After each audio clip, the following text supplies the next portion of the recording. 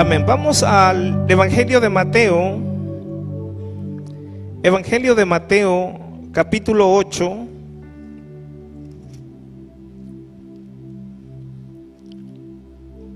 Verso 5 en adelante voy a leer para usted.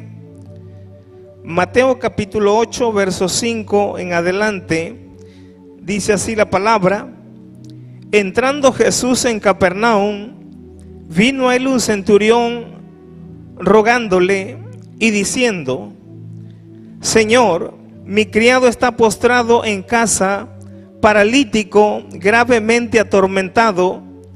Y Jesús le dijo: yo iré y le sanaré. Respondió el centurión y dijo: Señor, no soy digno de que entres bajo mi techo, solamente di la palabra y mi criado sanará. Porque también yo soy hombre bajo autoridad y tengo bajo mis órdenes soldados. Y digo a este: ve y va, y al otro: ven y viene, y a mi siervo: haz esto, y lo hace. Al oírlo Jesús se maravilló y dijo a los que le seguían: de cierto os digo que ni aún en Israel he hallado tanta fe. Y os digo que vendrán muchos del oriente y del occidente y se sentarán con Abraham e Isaac y Jacob en el reino de los cielos. Mas los hijos del reino serán echados a las tinieblas de afuera, allí será el lloro y crujir de dientes. Entonces Jesús dijo al centurión: ve, y como creíste te sea hecho. Y su criado fue sanado en aquella misma hora. Levante sus manos y damos gracias para entrar en la enseñanza. Padre bueno, te damos gracias en esta noche. Espíritu Santo, dependemos de ti. Tú eres el divino maestro, tú eres el gran revelador de la palabra. Abrimos nuestro corazón para recibir la impartición de la palabra. Autorízame a dar tu palabra, porque no puedo dar aquello que no he recibido y no puedo impartir aquello que no me ha sido confiado. Así que dependemos de ti, Espíritu Santo. Dependemos de ti en esta noche. Derrama tu gracia, derrama tu poder, derrama tu sabiduría sobre esta casa. Breito mosia katalema sendere. Remaita lama sende riba baisama. Remaita lama sende riba kaitama. Breito mosia katalema saimor. Te adoramos, Espíritu Santo. Te adoramos, tú eres lo más importante. Tú eres lo más importante en este lugar, Espíritu Santo. Te adoramos. Te adoramos. Dile al Espíritu Santo cuánto le amas, cuánto le necesitas, cuánto le adoras. Dile al Espíritu Santo lo que significa en tu vida. Te damos gracias, Dios, que tú soplaste sobre nosotros espíritu de vida y fuimos almas vivientes, conscientes de que tú eres real, de que tú salvas, sanas, cambias, transformas. Somos conscientes de un Dios real y de un Dios poderoso. Amén. Tome su lugar en esta noche.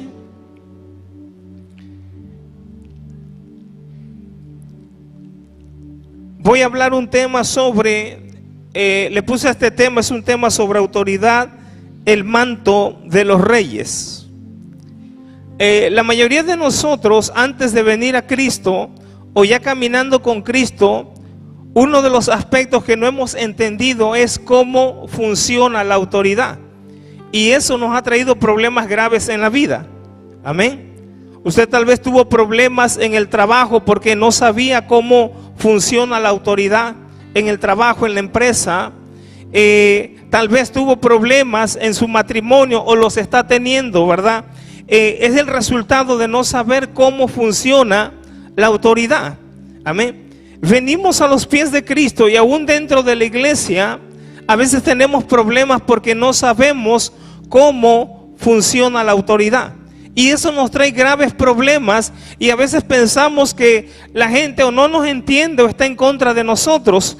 Pero si solamente entendiéramos cómo funciona la autoridad de acuerdo a los principios del reino, de acuerdo a los principios de la palabra, esto nos evitaría muchos tropiezos en decisiones que tomamos en la vida. Entonces necesitamos saber cómo funciona la autoridad. La palabra nos enseña aquí que vino un centurión romano, vino delante de Jesús y le expresó que su siervo estaba siendo atormentado y estaba postrado, paralítico gravemente. Y la respuesta de Jesús fue: yo iré y le sanaré. Y el centurión respondió y dijo: Señor, no soy digno que entres bajo mi techo, solamente di la palabra y mi criado sanará.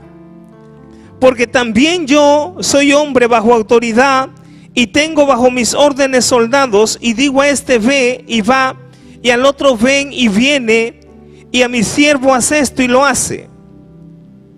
Este centurión era un alto mando en el imperio romano, en el ejército romano, y este hombre,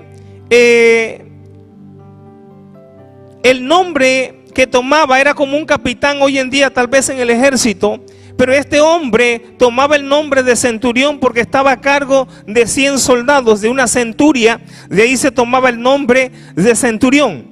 Así que este hombre era un hombre que estaba bajo autoridad, pero era un hombre que ejercía autoridad. Así que cuando viene a Jesús pidiendo por la sanidad de su siervo, Jesús le dice que va a ir y le va a sanar. Y en un momento que Jesús va para sanar al siervo de este centurión le responde a Jesús y le dice: no soy digno que entres bajo mi techo, solamente di la palabra y mi criado sanará.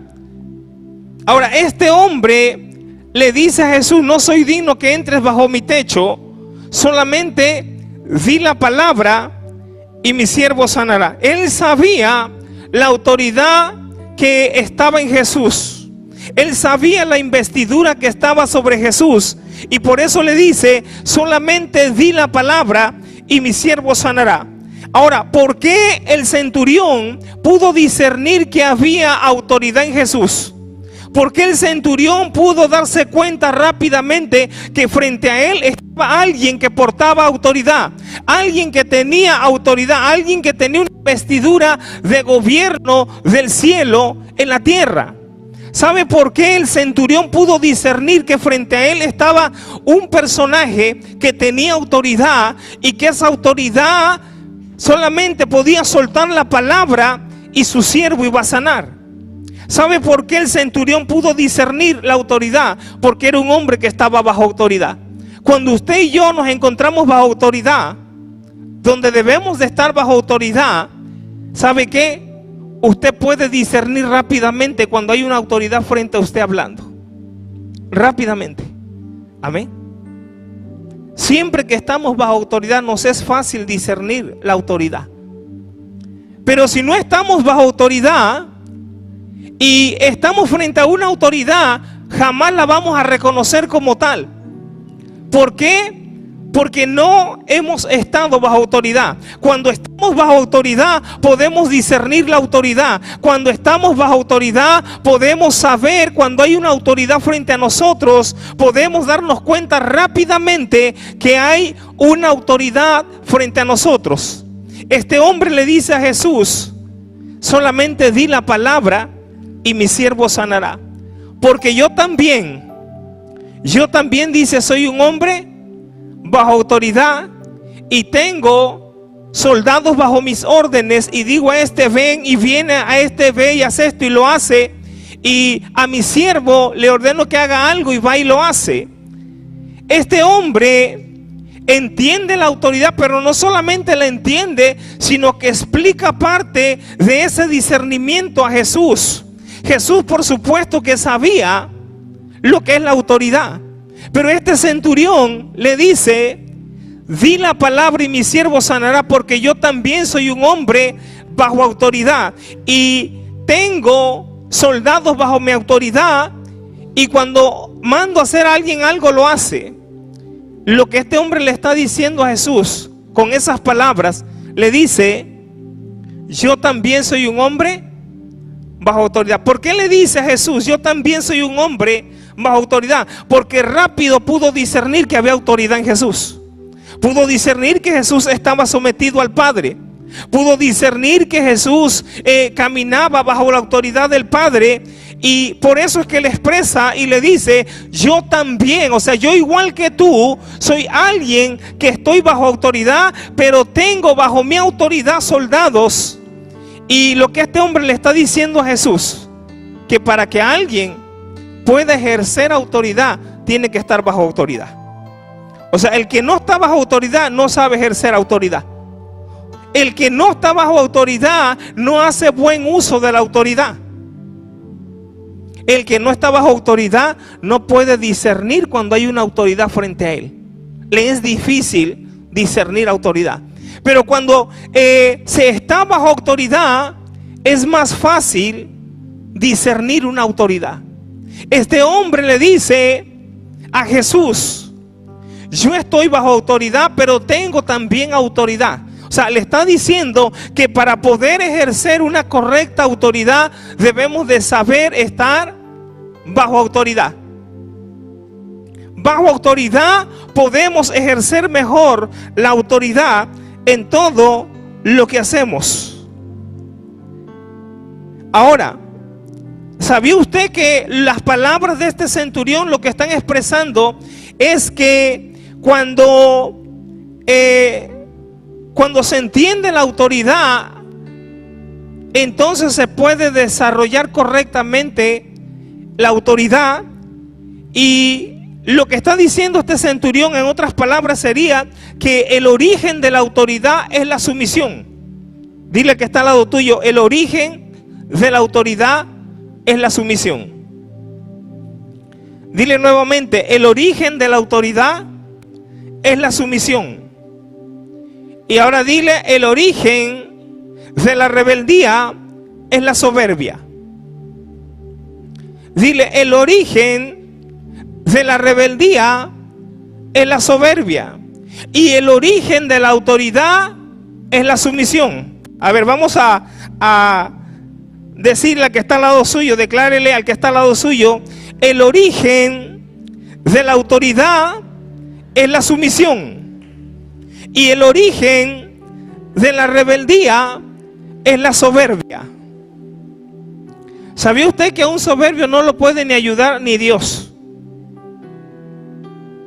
Porque alguien que es soberbio dice: eso yo lo sé, yo no necesito que me enseñen, yo no necesito que me digan, yo no necesito que me den esa clase de consejo. O sea, en otras palabras, Dios restaura a quien quiere ser restaurado. Dios ayuda a quien quiere ser ayudado. Amén. O sea, en otras palabras, es como pecado confesado es pecado perdonado, pero pecado no confesado es pecado no perdonado. O sea, Dios puede ayudar a aquel que quiere ser ayudado. Dios puede restaurar a aquel que quiere ser restaurado. Pero cuando hay soberbia, no se puede ayudar a las personas. ¿Ya me entiende? O sea, vuélvele a decir al que está al lado tuyo: el origen de la autoridad es la sumisión. Y el origen de la rebeldía es la soberbia. Así que este hombre, este centurión, rápidamente pudo discernir que frente a él había una investidura del cielo, una autoridad de Dios, que Jesús tenía una investidura de autoridad y que frente a él estaba alguien que podía darle la palabra, y esa palabra era suficiente para que su siervo fuera sanado, porque esa palabra tenía un origen, era sumisión. Así que cuando la palabra fluye del origen de la sumisión, hay autoridad que se desata. Amén. Hay autoridad que se desata. Por ejemplo, cuando usted está bajo autoridad, vamos a llamarle así, en el área de ministerio, usted es bendecido donde quiera que vaya, porque usted está bajo la autoridad, bajo el manto de sus pastores. Y bajo ese manto hay bendición donde usted va. Amén. Donde usted habla una palabra, donde usted suelta una palabra de parte de Dios, hay bendición, porque usted es alguien que está bajo autoridad y por lo tanto hace buen uso de la autoridad. Quien no sabe estar bajo autoridad no puede hacer un uso correcto de la autoridad. O sea, bajo autoridad podemos discernir lo que es la autoridad. Porque mire, si no sabemos de autoridad, vamos a tener problemas en el trabajo. Vamos a tener problemas en el matrimonio. Vamos a tener problemas en el liderazgo en la iglesia. Vamos a tener problemas con las autoridades terrenales. Si usted y yo no sabemos estar bajo autoridad, vamos a tener problemas a donde quiera que vayamos. Este centurión reconoció que estaba en Jesús una autoridad porque él mismo era un hombre bajo autoridad. Cuando se está bajo autoridad es más fácil discernir cómo opera la autoridad. Es más fácil reconocer cuando hay una autoridad frente a nosotros. Así que este hombre reconoció la autoridad que estaba en Jesús. Amén. Ahora muchos dirán, bueno, pero a veces la gente toma para no estar bajo sumisión. La gente toma referencia de cuando Jesús estaba en el templo. Algunos dicen que Jesús le respondió a su madre: en los negocios de mi padre me es necesario estar. Y algunos hasta allí leen la escritura, interpretan las palabras de Jesús como un acto de rebeldía ante su madre. Y todo lo contrario, mire lo que dice Lucas capítulo 2. Vamos a Lucas, el capítulo 2, el verso 46 al 52. Tomamos el mejor ejemplo de Jesús. Dice así: y aconteció que 3 días después le hallaron en el templo, sentado en medio de los doctores de la ley, oyéndoles y preguntándoles. Y todos los que le oían se maravillaban de su inteligencia y de sus respuestas. Cuando le vieron se sorprendieron y le dijo a su madre: hijo, ¿por qué nos has hecho así? He aquí tu padre y yo te hemos buscado con angustia. Entonces él les dijo: ¿por qué me buscabais? ¿No sabías que en los negocios de mi padre me es necesario estar? La mayoría lee hasta allí y toman esas palabras de Jesús como un acto de rebeldía ante su madre. Pero no, ahí no termina todo. Miren lo que sigue diciendo el verso 50 en adelante. Mas ellos no entendieron las palabras que les habló, y descendió con ellos y vino a Nazaret y estaba sujeto a ellos. Amén. ¿Qué fue lo que hizo Jesús? Regresó con ellos a Nazaret. Y dice la palabra que estaba sujeto a ellos. El mismo Jesús se sujetó a su madre y a su padre José aquí en la tierra. O sea, el mismo Jesús entendió desde niño lo que era una autoridad. Y dice la palabra que regresó a Nazaret y estaba sujeto a ellos. Eso es entender autoridad, ¿sí o no? Amén. Eso es entender lo que es la autoridad. Así que Jesús descendió con ellos y dice, estaba sujeto a ellos, y su madre guardaba todas las cosas en su corazón. Y luego mire lo que dice el 52, esto es poderoso. Jesús crecía en sabiduría y en estatura y en gracia para con Dios y los hombres. Si algo evita el crecimiento de una persona en su vida, es la rebeldía del corazón.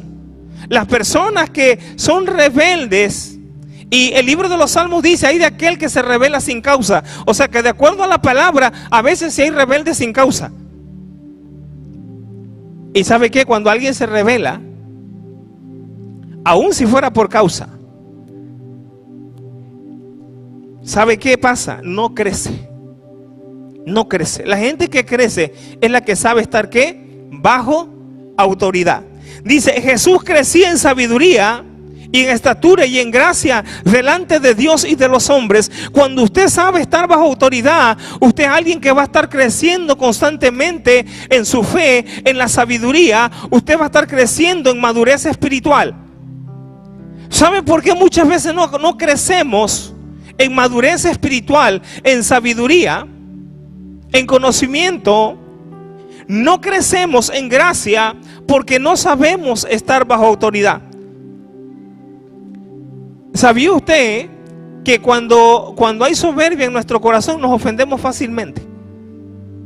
Cuando hay soberbia en nuestro corazón nos ofendemos fácilmente. Fácilmente. Y la gente fácilmente ofendible siempre está perdiendo algo. Amén. Dile que está al lado tuyo, tienes que ser difícil de ofender.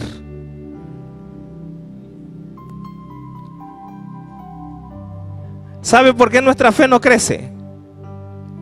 Porque somos fácilmente ofendibles. Jesús por eso se maravilló de este centurión. Dijo, en todo Israel no he visto la fe de este hombre, porque la fe está relacionada a entender la autoridad. Cuando alguien sabe estar bajo sumisión, entiende lo que es autoridad, pero su fe crece. Su fe crece. Jesús termina resumiendo que aquel centurión que entendía cómo opera la autoridad, Jesús dice que había una grande fe en este centurión que no la había visto en todo Israel. Quiere decir que se crece en la fe cuando entendemos cómo opera la autoridad. Pero para entender cómo opera la autoridad tenemos que saber estar bajo autoridad, bajo sumisión. Así que este hombre, el centurión, su fe era grande. Quiere decir que había crecido a ese nivel. Aquella mujer sirofenicia, también la palabra nos habla de la mujer sirofenicia. Y dice la palabra que esta mujer vino a Jesús. Su hija estaba gravemente atormentada.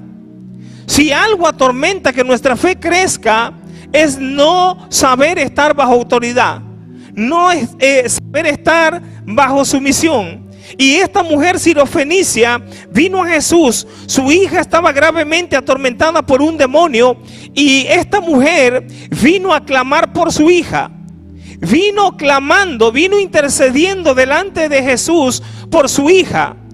Padres, ¿cuántos de ustedes deben de saber que hay que interceder por los hijos? Si usted no intercede por sus hijos, probablemente nadie lo hará.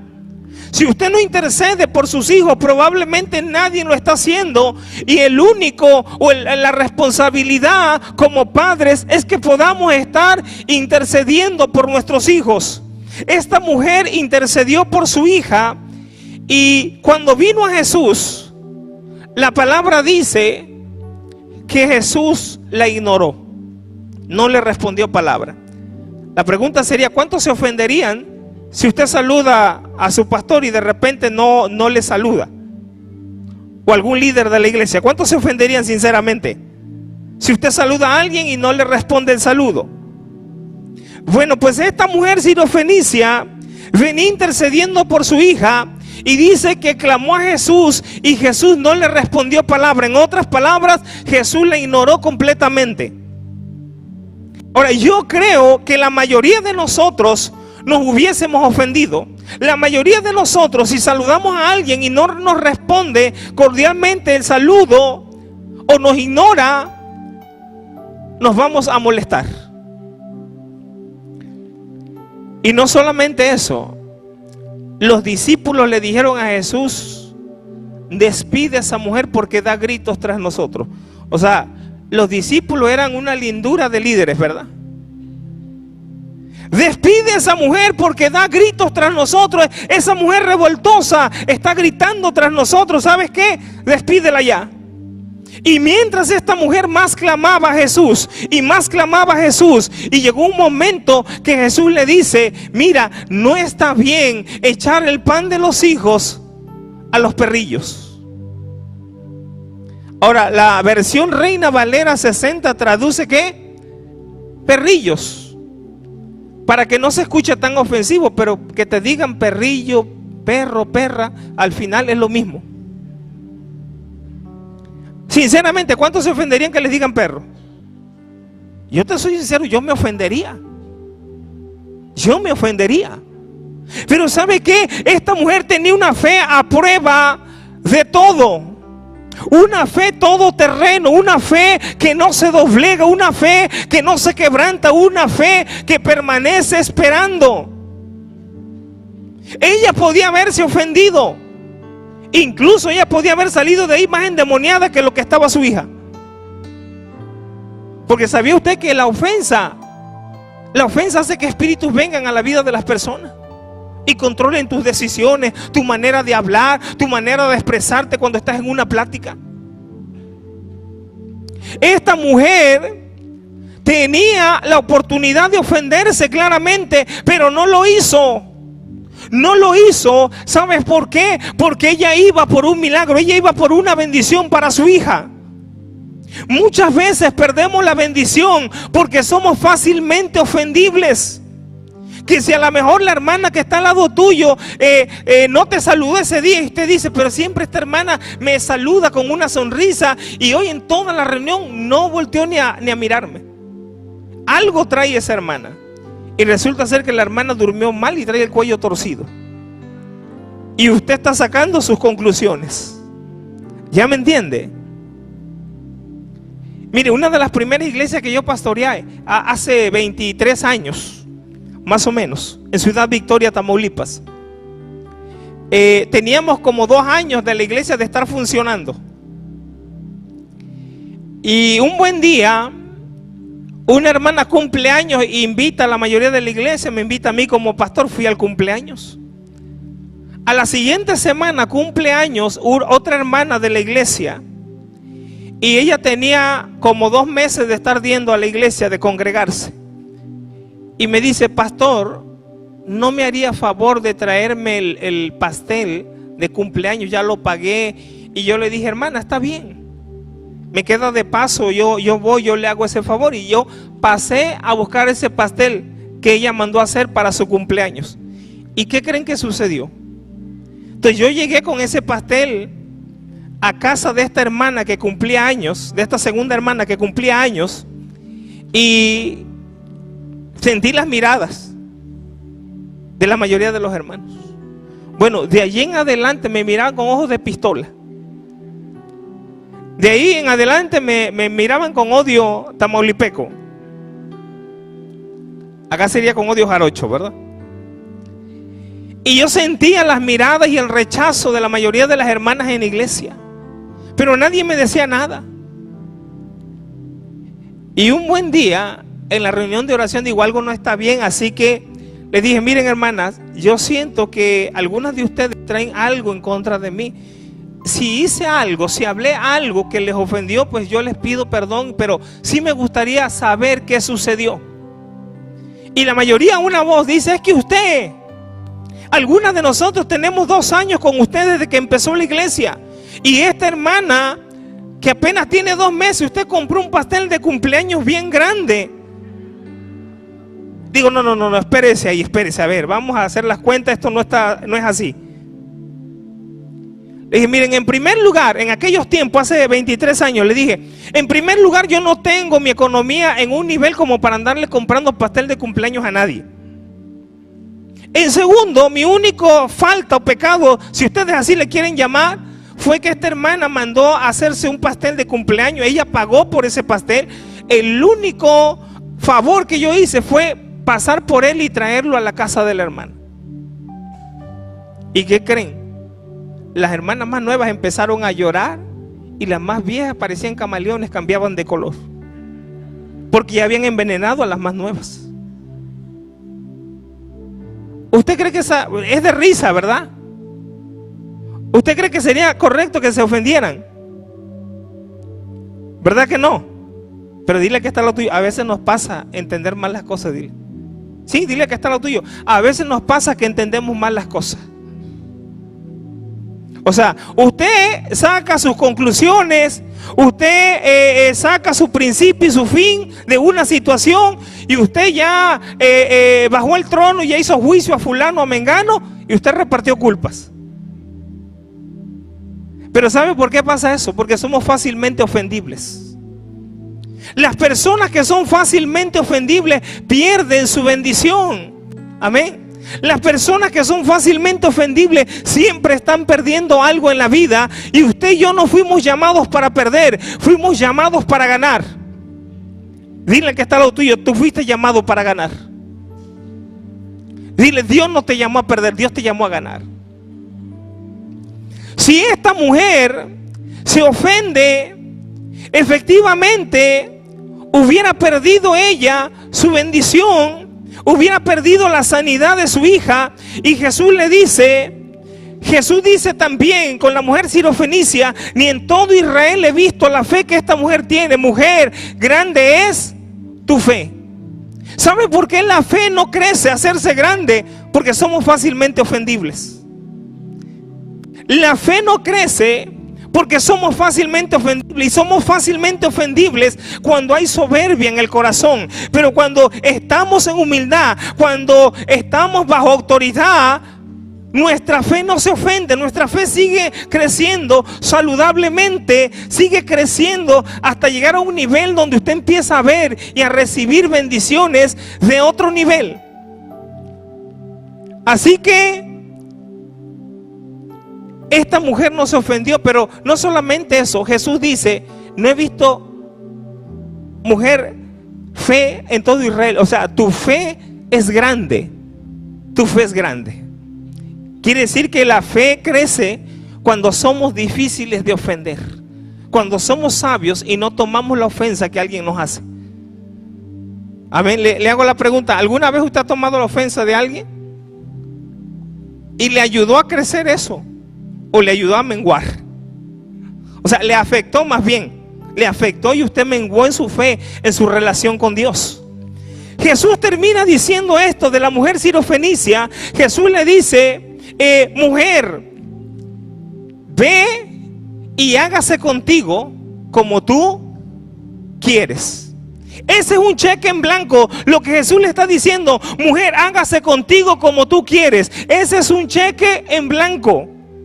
Amén. Pero ¿sabe por qué? Porque no se ofendió fácilmente. Así que cuando Jesús le dice: hágase contigo como tú quieres, ¿sabes qué? Esta mujer, si no tenía esposo, le ha dicho: quiero un esposo y que sea empresario. Esta mujer ha de haber dicho: quiero una casa, quiero un negocio, quiero esto. Porque Jesús no le especificó solamente por la sanidad de su hija. Jesús le dijo: mujer, grande es tu fe, hágase contigo como tú quieres. Ese es un cheque en blanco. ¿Sabe? La fe crece cuando somos difíciles de ofender.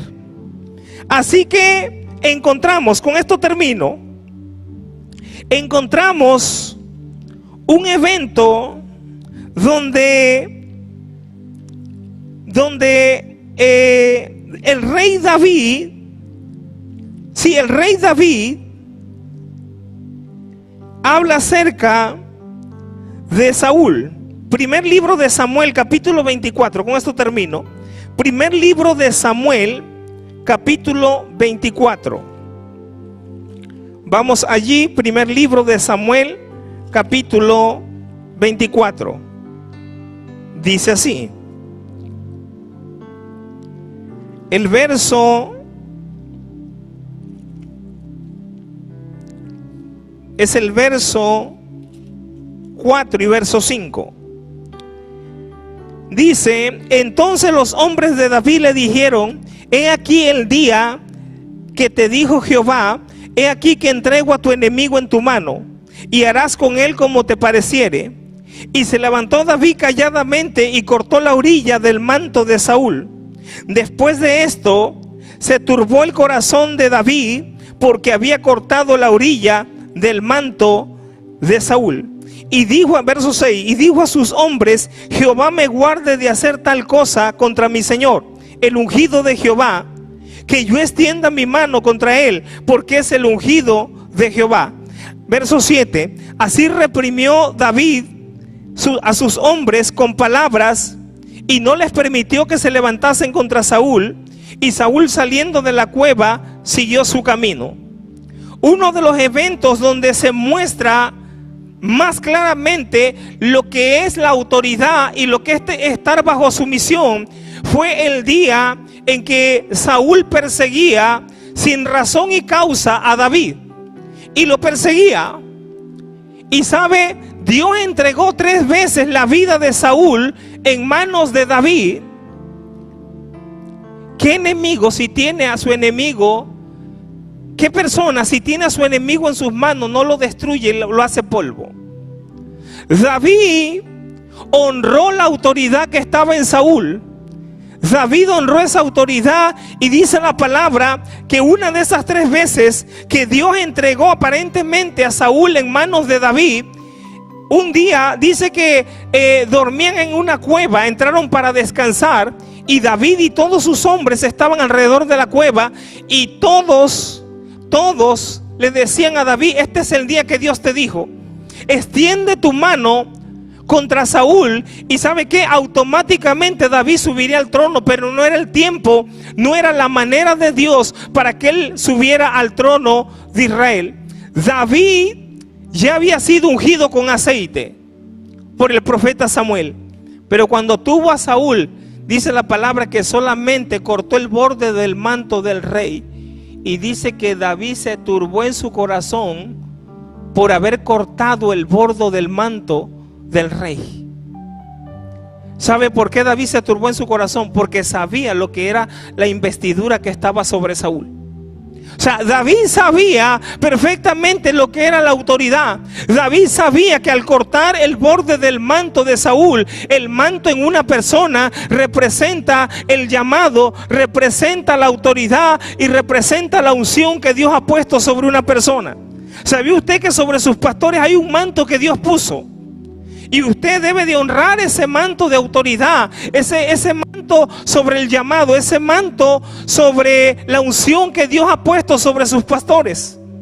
Y Dios puso un manto, amén, en la vida del rey Saúl.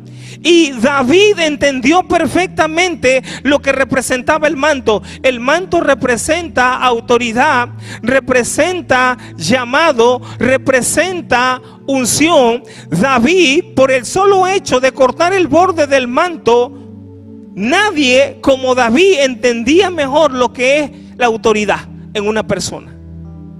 Nadie mejor que David para interpretar cómo funciona la autoridad. Dice la palabra que David se turbó en su corazón. Fíjese, solamente por cortar el borde del manto, y David expresó y dijo: líbreme Jehová de extender mi mano contra el ungido de Jehová. Líbreme Jehová de extender mi mano contra el rey. Y aún así dice que él reprimió a sus soldados para que no tocaran a Saúl. Aún así David reprimió a sus soldados para que no extendieran su mano contra Saúl. Quiere decir que David entendía perfectamente lo que es la autoridad, lo que es el manto sobre una persona. El manto Dios lo pone, no lo pone el hombre. Amén, dile que está lo tuyo. El manto en una persona lo pone Dios, no el hombre. Así que usted y yo tenemos que entender lo que es el llamado en la vida de una persona. O sea, el manto representa el llamado, el manto representa la autoridad, el manto representa la unción. En otras palabras, el manto es la investidura que Dios puso sobre una persona que llamó al ministerio. El ministerio no consiste en que uno elige servir a Dios, no, ese no es el ministerio. El ministerio no es que usted diga: yo elegí servir a Dios, no. El ministerio consiste en que Dios te elige para que lo sirvas. Y cuando Dios te elige, Dios pone sus ojos sobre ti. Dios pone un manto que tiene que ver con el llamado, con la unción y con la autoridad. Y cuando Dios pone ese manto en una persona, ese manto te guarda, ese manto te ayuda en la asignación que Dios te dio en la tierra. Ese manto te ayuda a lograr el propósito en la tierra. Ese manto te protege. Ese manto te ayuda a hacer algo ordinario en algo extraordinario por causa del llamado divino. O sea, el manto, amén, el manto es de Dios, no es de los hombres. Así que mire, sin el manto nosotros no pudiésemos hacer la obra de Dios con excelencia, pero gracias a que hay un manto, ese manto nos ayuda. Así que cuando alguien viene contra alguien que Dios puso, dice la palabra en el Salmo: no toquéis a mis ungidos, ni hagáis mal a mis profetas. Por causa de sus escogidos, por causa de sus ungidos, dice, castigó a reyes y a naciones. Quiere decir que cuando alguien viene contra la persona, esa persona está guardada bajo ese manto que Dios puso. Y cuando alguien viene contra esa persona, no viene contra la persona, en realidad está viniendo contra el manto. Y recuerde, el manto es de Dios y toda autoridad es puesta por Dios, no es puesta por el hombre. Toda autoridad es puesta por Dios. Así que si alguien viene contra una persona que porta un manto que Dios puso, en realidad está viniendo contra la autoridad misma de Dios. ¿Sí me entiende?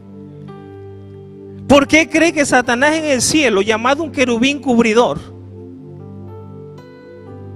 dice la palabra que cuando él se revela, él fue desechado de los cielos? Jesús lo dijo en estas palabras: yo veía cómo caía Satanás del cielo. ¿Sabe por qué? Porque todo lo que en esta vida no está bajo autoridad se cae, tarde que temprano, pero se cae. Todo lo que no está bajo autoridad se cae tarde que temprano. Esto es como en la Segunda Guerra Mundial, cuando México mandó una pequeña flota de aviones y los altos mandos japoneses decían: no, esos no les tiren. Pero cómo no, si son de los aliados, son enemigos. Sí, pero son aviones mexicanos, esos solitos se van a caer. Entonces todo el que no está bajo autoridad, todo lo que no está bajo autoridad se cae solo. Dile que está al lado tuyo: todo lo que no está bajo autoridad se cae porque se cae.